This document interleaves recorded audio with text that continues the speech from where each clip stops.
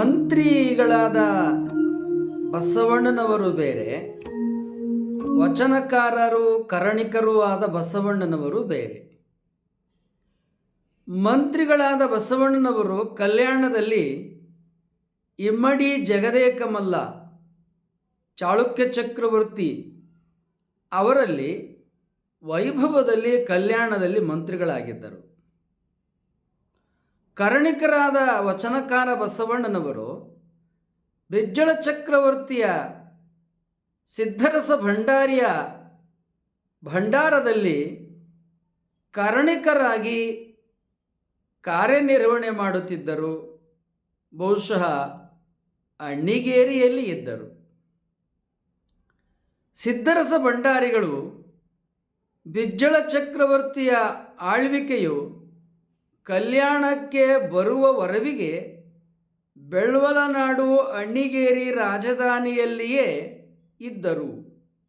ಈ ಸಿದ್ಧರಸ ಭಂಡಾರಿಗಳಿಗೆ ಮಾಯಿದೇವ ಮತ್ತು ಮಾಯಿದೇವಿ ಎನ್ನುವ ಇಬ್ಬರು ಮಕ್ಕಳು. ಸಿದ್ಧರಸ ಭಂಡಾರಿಗಳ ಮಗಳು ಮಾಯಿದೇವಿ, ಇನ್ನೊಂದು ಹೆಸರು ನೀಲಾಂಬಿಕೆ. ಇವರನ್ನು ಕೊಟ್ಟು ಸಿದ್ಧರಸ ಭಂಡಾರಿಗಳು ಬಸವಣ್ಣನವರಿಗೆ ಲಗ್ನ ಮಾಡಿದ್ದರು. ಬಸವಣ್ಣನವರು ಸಿದ್ಧರಸ ಭಂಡಾರಿಗಳ ಅಳಿಯಂದಿರು. ಬಹುಶಃ ಇದೇ ಕಾಲದಲ್ಲಿ ಕುಕನೂರು ಸಾಮ್ರಾಜ್ಯದ ದಂಡನಾಯಕರಾದ ಬಲದೇವ ದಂಡನಾಯಕ ಅವರ ಮಗಳು ಗಂಗಾಂಬಿಕೆಯನ್ನು ಬಸವಣ್ಣನವರು ಮತ್ತೊಂದು ವಿವಾಹವಾಗಿದ್ದರು. ಬಸವಣ್ಣನವರಿಗೆ ನೀಲಾಂಬಿಕೆ ಮತ್ತು ಗಂಗಾಂಬಿಕೆ ಎನ್ನುವ ಇಬ್ಬರು ಪತ್ನಿಯರು. ನೀಲಾಂಬಿಕೆ ಅಥವಾ ಮಾಯಿದೇವಿ ಸಿದ್ಧರಸ ಭಂಡಾರಿಗಳ ಮಗಳು.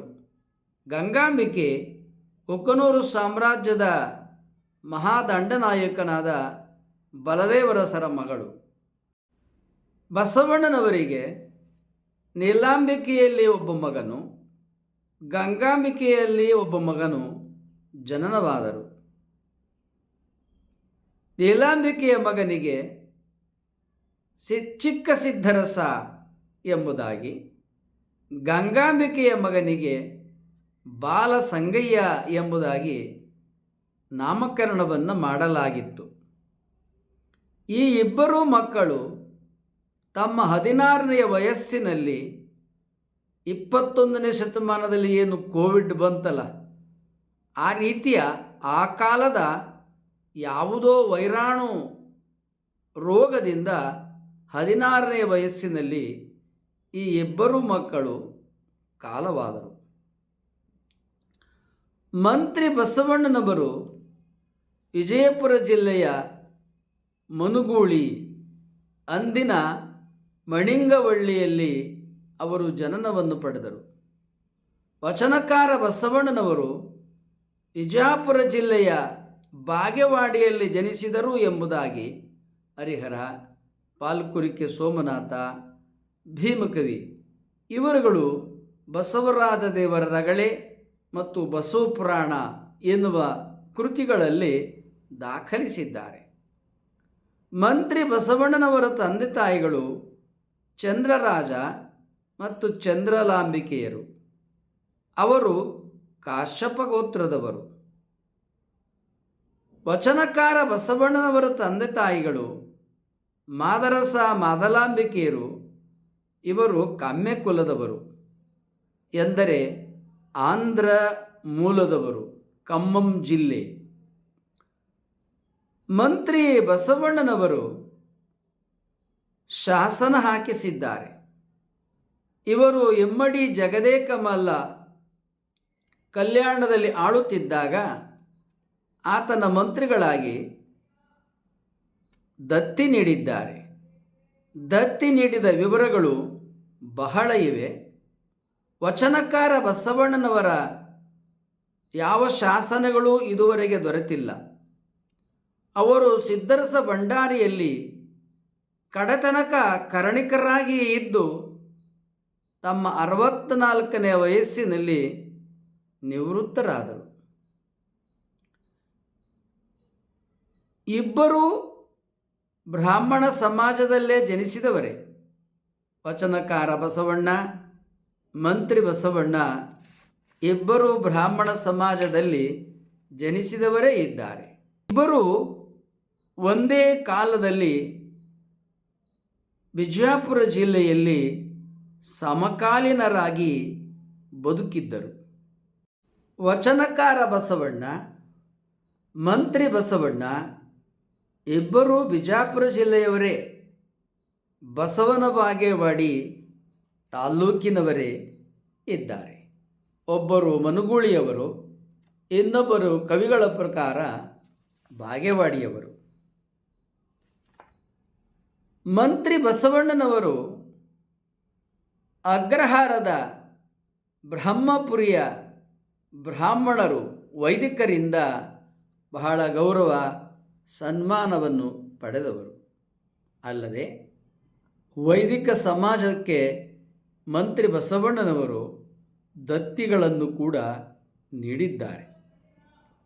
ಮಂತ್ರಿ ಬಸವಣ್ಣನವರಿಗೆ ವೈದಿಕ ಸಮಾಜದ ಬಹಳ ಪ್ರೀತಿ ಗೌರವಗಳು ಅಪಾರವಾಗಿ ದೊರೆತಿದ್ದವು. ವಚನಕಾರ ಬಸವಣ್ಣನವರು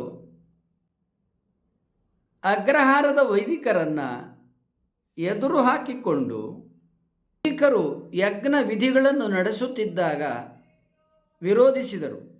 ಫಲವಾಗಿ ವೈದಿಕ ಅಗ್ರಹಾರದ ಸಮಾಜದಿಂದ ಬಹಿಷ್ಕೃತರಾಗಿ ಅವರು ತಮ್ಮ ಜನ್ಮಸ್ಥಳವನ್ನು ತೊರೆಯಬೇಕಾಯಿತು. 18ನೇ ವಯಸ್ಸಿನಲ್ಲಿ ಏಕಾಂಗಿಯಾಗಿ ತಮ್ಮ ಜನ್ಮಸ್ಥಳದ ಊರಿನಿಂದ ಕಪ್ಪಡಿ ಸಂಗಮದ ಕಡೆಗೆ ನಡೆದು ಬಂದರು. ಬಸವಣ್ಣನವರು ವಚನಕಾರರು, ಸ್ವತಂತ್ರ ವಿಚಾರವಾದಿಗಳು. ಸತ್ಯ ವಿಚಾರಗಳನ್ನು ಪ್ರತಿಪಾದನೆ ಮಾಡಲು ಯಾವ ಶಕ್ತಿಗಳನ್ನು ಕೂಡ ಎದುರು ಹಾಕಿಕೊಳ್ಳಬಲ್ಲ ಎದೆಗಾರಿಕೆ ಮತ್ತು ಧೈರ್ಯ ವಚನಕಾರ ಬಸವಣ್ಣನವರಲ್ಲಿ ಇತ್ತು. ವಚನಕಾರ ಬಸವಣ್ಣನವರಿಗೆ 18ನೇ ವಯಸ್ಸಿನಲ್ಲಿ ಅಗ್ರಹಾರದ ವೈದಿಕರಿಂದ ಯಜ್ಞವಿದರಿಂದ ಬಹಿಷ್ಕಾರ ಒಳಗಾದುದರಿಂದ ಅವರಿಗೆ ಯಾವ ಊರಿನಲ್ಲಿಯೂ ವೈದಿಕ ಸಮಾಜವು ಆಶ್ರಯವನ್ನು, ಅನ್ನ ನೀರು ಆಸರೆಯನ್ನು ಕೊಡಕೂಡದು ಎನ್ನುವ ಬಹಿಷ್ಕಾರವನ್ನು ಹಾಕಲಾಗಿತ್ತು. ಆ ಕಾರಣವಾಗಿ ನಾಥ ಪರಂಪರೆಯ ಅಗ್ರಹಾರದ ವೈದಿಕರಿಗೆ ಹಿಡಿತಕ್ಕೆ ಒಳಗಾಗಿರದ ನಾಥ ಪರಂಪರೆಯ ಕಪ್ಪಡಿ ಸಂಗಮಕ್ಕೆ ಬಂದು ಕಪ್ಪಡಿ ಸಂಗಮದ ತಪಸ್ವಿಗಳ ಆಶ್ರಯದಲ್ಲಿ ಕಪ್ಪಡಿ ಸಂಗಮನಾಥನ ದೇವಾಲಯದಲ್ಲಿ ಪೂಜಾರಿ ಕಾಯಕವನ್ನು ಕೈಕೊಂಡು ಸುಮಾರು 14 ವರ್ಷಗಳ ಕಾಲ ಕಪ್ಪಡಿ ಸಂಗಮದಲ್ಲಿ ಕಪ್ಪಡಿ ತಪಸ್ವಿಗಳ ಆಶ್ರಯ ಮಾರ್ಗದರ್ಶನವನ್ನು ಪಡೆದುಕೊಂಡಿದ್ದರು.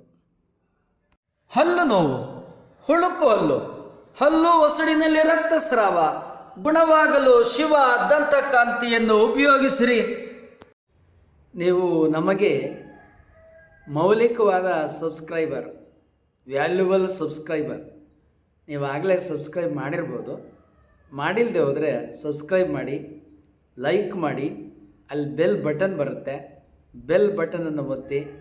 ನಿಮ್ಮ ವಾಟ್ಸಪ್ಪಲ್ಲಿ ಅನೇಕರ ನಂಬರ್ಗಳಿರುತ್ತೆ. ಕನಿಷ್ಠ 10 ಜನಕ್ಕೆ ಈ ವಿಡಿಯೋಗಳನ್ನು ನೀವು ಕಳುಹಿಸಿ.